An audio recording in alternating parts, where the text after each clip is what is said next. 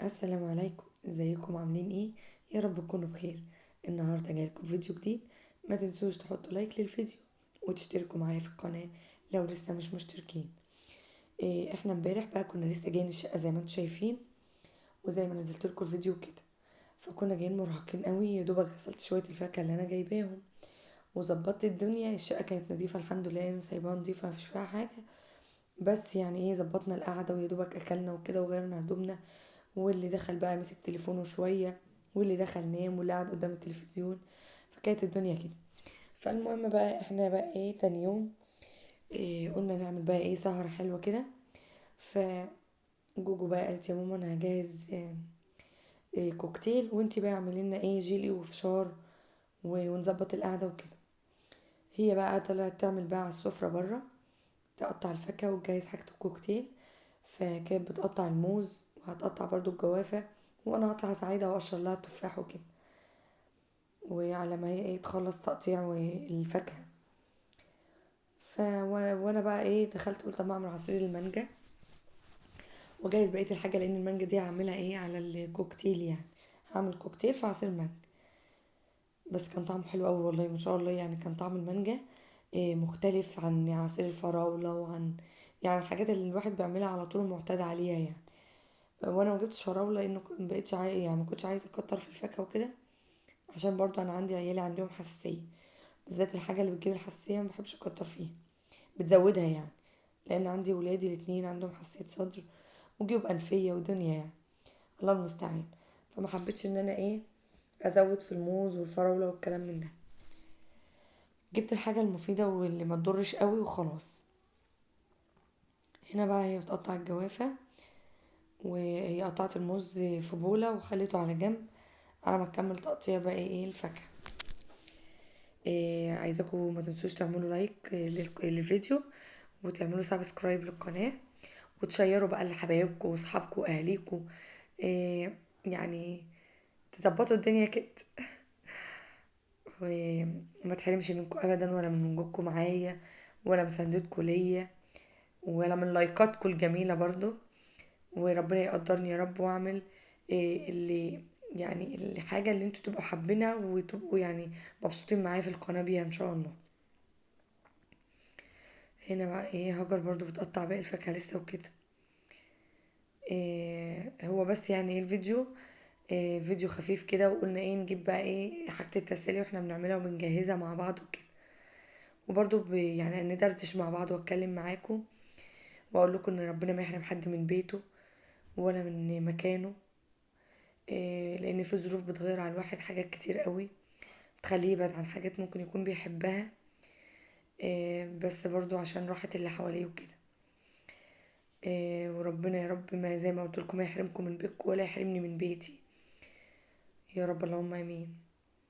ويدي لكل واحد يا رب اللي نفسه فيه ويرضيه، ويكرم الناس كلها يا رب العالمين ويكرمنا معاهم. إيه رب لازم نحب الخير لبعض ونفرح لبعض في الخير يا جماعة، وبرضو نزعل على زعل بعض ونحس ببعض كده. سبحان الله لازم الناس تكون حاسة باللي حواليها.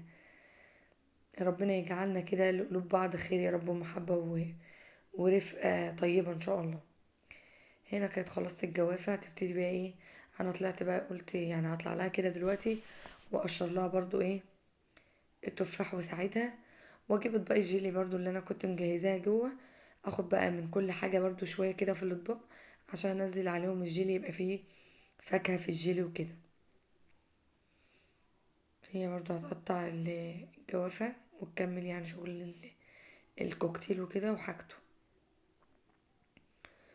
زي ما قلت لكم ساعات الواحد بيضطر الحاجات ما بيبقاش حاببها ولا عايزها، بس بيتأقلم او بيعيش الواقع هو غصب عنه، بس بيعيشه عشان اللي حواليه وكده، وعشان برضو يعني مثلا ولاده، بيته، ظروفه مش مسامحة ان هو مثلا يمشي على حسب اللي هو عايزه، فبيحاول يأقلم نفسه على الوضع اللي هو فيه وخلاص. فالحمد لله الحمد لله على كل حال. وفي الاول في الاخر هي إرادة ربنا، وفي نفس الوقت يعني هي الدنيا كده مش بتبقى ايه ما بتريح يعني مش مريحة. هنا ابني كان برا، كان نزل يجيب حاجة يعني، فلقيته جايب لي الفل ده وهو جاي بيقول لي خد يا ماما. قطفه تحت من الجناين اللي تحت، حلو قوي وريحته كانت تحفه. فقلت طيب هحطه لكم بقى في الفيديو. قمت مثبتاه في الثبت كده عشان انتوا ناس فل برضو، فثبته لكم ان انتوا يعني ايه، الفل للفل يعني. هنا كنت بساعدها وبقشر لها التفاح وبجهزه لها وكده. انا بقى قطعت لها التفاح وهي هتقطعه برضو مكعبات وتخلص بقى الكوكتيل وتجيني على المطبخ نكمل بقى الجريمة جوه. بس هجيب الاول الاطباق بتاعه الجيلي. هنا كنت بديها التفاح لسه. هجيب لها بس هجيب الاطباق من جوه من المطبخ بتاعه الجيلي عشان احط فيها شويه فواكه واصب فيها الجيلي على طول تبقى جاهز زي ما قلت لكم يعني. فكتر خيرها يعني. ربنا يهدي ولادنا يا رب ويساعدونا دايما كده ويبقوا معانا. هي ثانوية عامة كتر خيرها يعني ان هي بتقعد ولا بتقف معايا. فربنا معاها ووفقها يا رب وحقق حلمها ويوفق كل الطلبة يا رب العالمين. هنا جبت اطباق الجيلي بقى وهبتدي بقى احط برضو زي ما قلت لكم كده بالمعلقة في كل طبق شوية فاكهة يعني، من كل حاجة شوية. شوية موز على شوية جوافة على شوية تفاح.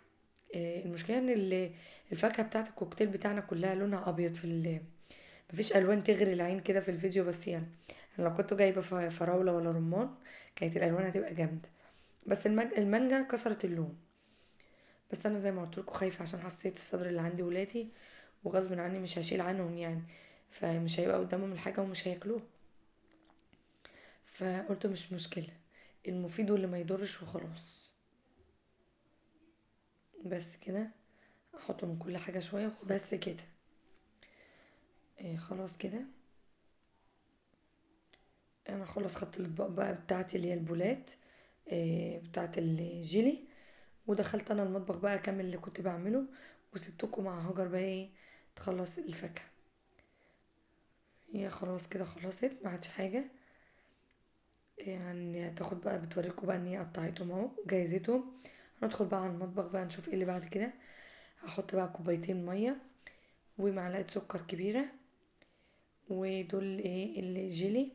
هحط الباكوين يعني واقلبهم بالمضرب. هنا حطيت نقطة زيت وشوية ملح ونزلت عليهم بالفشار. هغطي عليهم واسيبهم وكده. هنا بقى هبتدي بقى اقلب بقى السكر حلو ادوبه الاول. واول ما المية بتاعتي قربت تغلي انا مولعة النار يعني بتاعت الجيلي سخنت خالص وخلاص داخله على غليان. هبتدي انزل الجيلي بتاعي واقلب برضو يعني افضل اقلب واحط. هبتدي بقى لما المية تغلي برضو تاني ازود الكوبايتين التانيين، يعني كوبايتين مية ومعلقة سكر والجيلي، وبعدين اقلب برضو تاني بكوبايتين مية. خلاص كده نصب الجيلي بتاعنا في الاطباق وعلى ما الفشار يخلص. خلاص الفشار بقى على النار بيطقطق بقى عمال تك تك تك تك ورايا ويفرقع والدنيا مهرجان. كانت اجواء حلوه قوي كده وكنا حاسين بفرحه ان احنا بنعمل حاجات هي حاجات بسيطه بس برضو يعني بتفرح كده وبتخلي الاجواء بيتوتيه وعائليه كده وحاجه حلوه قوي. ودي المانجا بتاعتي انا كنت مطلعاها من الفريزر. إيه خلاص انا وديت الجيلي بقى يسقع وكده على ما اخلص بقيت حاجتي.